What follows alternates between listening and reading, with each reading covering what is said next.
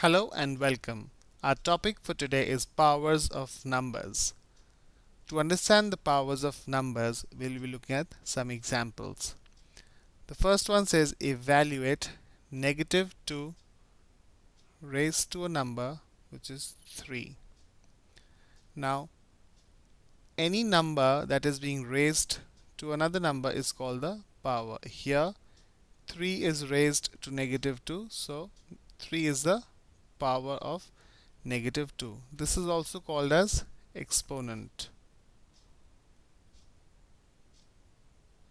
This is the base, the number to which another number is raised. So the number on the top is called the power of the number. Whatever the power is, the base is repeated that number of times. So if negative 2 is raised to the power 3, this means negative 2 times negative 2 times negative 2. So we'll multiply the base, that is negative 2, 3 times because the power is 3. So negative 2 times negative 2 is positive 4. A positive 4 times a negative 2 is negative 8. So negative 8 is the correct answer. This is option B. A very common mistake that we do is negative 2 to the power 3 is negative 2 times 3, which is incorrect.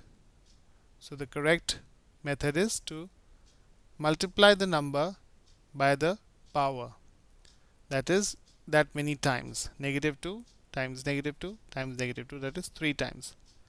Let's look at the next question. Evaluate 7 to the power of 2. That means 7 is repeated twice or multiplied twice. 7 times 7 is 49, which is option D. That is the correct answer. Let's look at the next question.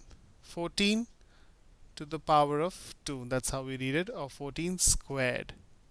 Whenever see a power 2, it's also called as squared. Or 14 to the power 2, as per the definition, 14 is multiplied twice. Let's quickly find out how much is 14 times 14. 4 times 4 is 16, 1 carry on the top. 4 times 1 is 4, plus 1 is 5. Cross the 4, put the 0. 1 times 4 is 4. 1 times 1 is 1. Now we add up. 6 plus 0 is 6. 5 plus 4 is 9. And 1. 196 is the correct answer, which is option C. Let's look at the next example. Negative 1 to the power of 6.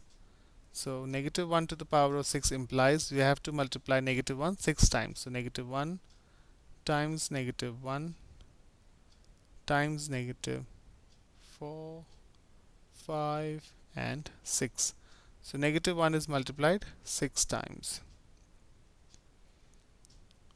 So negative 1 first pair, this becomes positive. Then this pair also becomes positive. 2 negatives becomes a positive, and this also becomes a positive.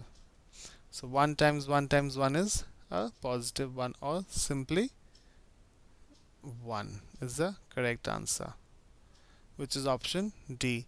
Another way to remember is whenever a negative number is raised to an even power,